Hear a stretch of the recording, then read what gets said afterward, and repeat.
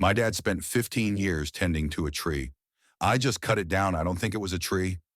I don't know where else to turn. I can't talk to my mom about this. She's already a wreck. I can't talk to my dad because, well, he's the reason I'm writing this. I did something and I thought I was doing the right thing. I thought I was saving him. But now the house is filled with a silence that is so much worse than the screaming I wish I could hear.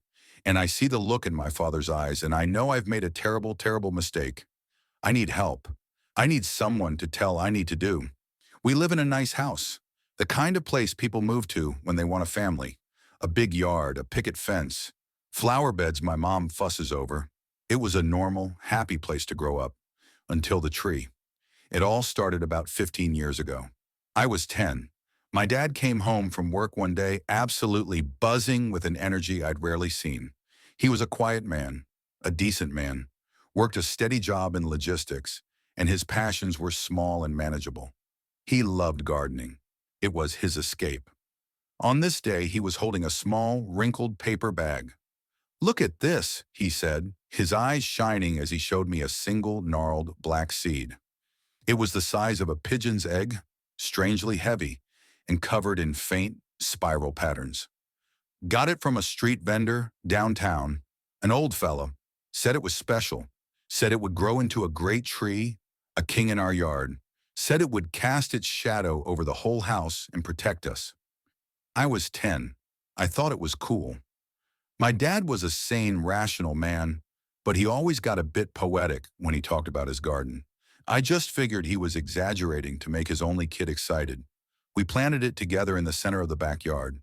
It was a good memory, one of the last purely good ones, I think. The tree grew, and it grew fast. Faster than any tree has a right to grow. Within a couple of years, it was already taller than me. My dad was ecstatic. He tended to it like it was some kind of deity. He built a small, neat wooden fence around its base, not to keep animals out, but, it seemed, to designate its space as sacred. No one else was allowed to water it. No one else was allowed to prune it. Not that it ever seemed to need it. It was his. For years, my mom and I just accepted it. It was Dad's hobby, his thing. When he was out in the yard, kneeling by the tree, we knew that was his time. We didn't interfere. We didn't think much of it. But the tree kept growing, and as it grew, my dad started to change. Subtly at first. He'd spend more and more time out there. He'd come in for dinner with dirt under his fingernails and a distant, peaceful look on his face. He started talking about the tree not as a plant, but as a presence. "The tree is well today," he'd say. "It enjoyed the rain." We'd just smile and nod. By the time I was in my early 20s, the tree was a monster. It was a species none of us recognized. Its bark was a smooth, dark gray, almost black, and its leaves were a deep, waxy green that seemed to drink the sunlight. It towered over our two-story house, casting a vast, profound shadow over the entire backyard for most of the day. And that's when we really started to notice the wrongness. The first sign was the other plants. My mom's prize-winning roses, the vegetable patch, the cheerful little flowers she planted every spring, and anything that fell under the tree's shadow for more than a few hours a day would wither and die. The soil beneath it became barren, gray, and hard as rock. Then the animals. Birds stopped nesting in our yard. The squirrels that used to chase each other across the lawn vanished. Even our family dog, a golden retriever, would refuse to go into the backyard. He'd stand at the back door whining, his tail tucked between his legs, refusing to set a single paw in the shadow. But the worst change was in my father. His obsession became his entire existence. He quit his job. He said he needed to be home, to attend to the tree. He'd spend all day from sunrise to sunset, sitting on a small bench he'd built directly under its densest branches. He just sat there. Sometimes we'd see him from the kitchen window, his head tilted as if he were listening to something. Sometimes his lips would move, and we knew, with a certainty that made us sick, so that he was talking to it. My mom and I tried to reach him. We pleaded. We begged. "Honey, please," my mom would say, her voice breaking. "Come inside, eat something. You look so thin." He'd just shake his head, a slow, placid smile on his face. "I'm not hungry. The shadow is enough. It's so peaceful here. It comforts me. It can comfort you, too, if you just come and sit with me." We never did. There was something about that shadow. It wasn't just a lack of light. It felt cold. It felt heavy. It felt hungry. Standing at the edge of it felt like standing at the shore of a deep, dark ocean. You knew you shouldn't step in. The last weeks were the breaking point. He stopped coming inside at all, except to sleep in his chair in the living room for a few fitful hours. He was wasting away. His skin was pale and waxy. His eyes were sunken, but they held a serene, vacant glow that terrified me more than any anger could have. He was being consumed. The tree was eating him alive, and he was letting it. I decided I had to do something. I had to save him. The tree had to go. I waited until night. I watched through the window until he finally, reluctantly, came inside and slumped into his armchair, falling into his usual restless sleep. The house was silent. My mom was asleep upstairs.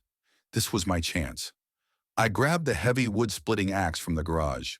My hands were sweating, my heart pounding a frantic, terrified rhythm against my ribs. I stepped out the back door. The yard was bathed in the pale, ethereal light of a full moon, but the ground beneath the tree was a pit of absolute blackness. I stepped into the shadow. The cold was immediate, shocking. It wasn't a natural cold. It was a deep, draining cold that seemed to pull the warmth directly from my bones. I walked to the base of the tree. Its smooth black bark felt strangely slick to the touch, almost like skin. I raised the axe. As the metal head touched the bark, I heard it. A whisper right beside my ear, a voice that was both male and female, old and young. It was a rustle of leaves and a sigh of wind and a voice all at once. "Don't!" I stumbled back, my heart seizing in my chest. I looked around wildly. The yard was empty. I had to have imagined it. It was the wind. It was my own fear talking back to me. It had to be.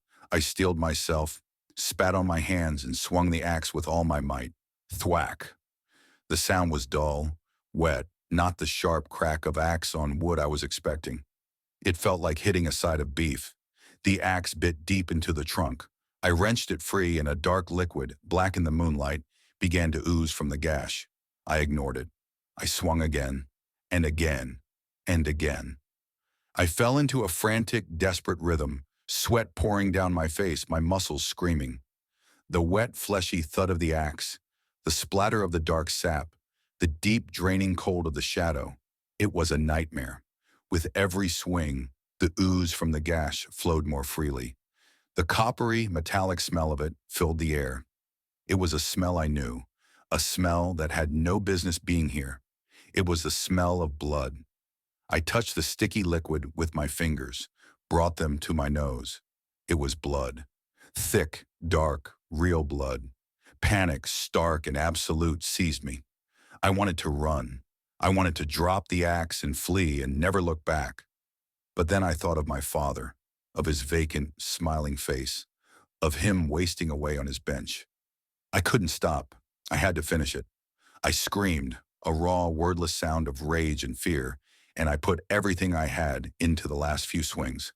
The gash widened, the tree groaned, a deep, shuddering sound that seemed to shake the very ground. And then, with a final, tearing shriek of splintering matter, it fell. It crashed into the yard with a ground-shaking boom, its great branches shattering my mom's empty flower pots. Silence. The shadow was gone.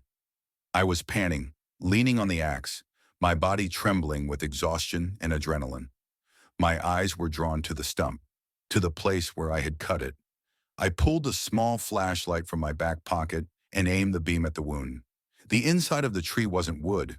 It was a chaotic, fibrous mass of what looked like dark red muscle and pale, glistening sinew, all woven around a central, horrifying core. Where I had cut the tree in half, I had also cut it in half. Embedded in the center of the trunk, integrated into its very being, was the torso of a human being.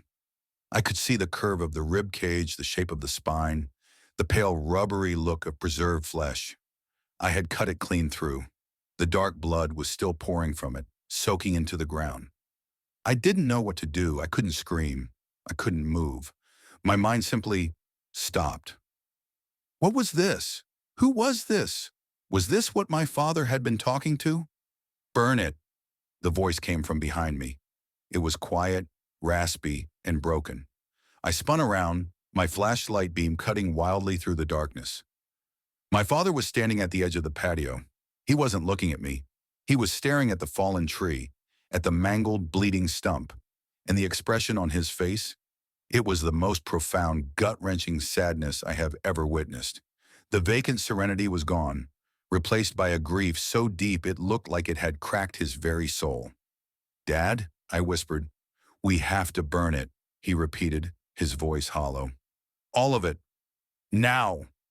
We worked together in a grim, silent ritual. We hacked the branches and the great trunk into manageable pieces. We dragged them into a pile in the center of the yard. My father moved like an old man, his newfound clarity costing him all his strength. He never once looked at the horrifying thing at the heart of the trunk. We doused the pile in gasoline, and my father threw the match. The fire went up with a roar, a greasy black smoke that smelled of burning meat and something else, something acrid and deeply wrong. We stood there for hours watching it burn until the great tree that had dominated our lives was nothing but a pile of glowing embers in a scorched black circle on the lawn. I thought I had saved him. I thought I had cut out the cancer that was killing him. But I was wrong. It's been a week. The tree is gone. The shadow is gone. My father, he's inside. He eats what my mom puts in front of him. He sleeps in his own bed. He's physically present, but he's not here. The obsession is gone, but the peace, twisted as it was, is gone too. It's been replaced by a constant, humming anxiety. He paces the house. He stares out the window at the empty space in the yard. He jumps at every unexpected sound. He doesn't speak, not a single word since that night. He just looks at me sometimes, with those haunted, broken eyes, and I feel like I'm the monster. I destroyed the thing that was consuming him, and in doing so, I seem to have destroyed him too. I traded a smiling zombie for a silent, terrified ghost. What was that thing? What did I do? And how? How do I fix my dad? Is there any way to bring him back from whatever edge I've pushed him over? Please, if anyone has any idea what happened here, tell me. The silence in this house is getting louder every day.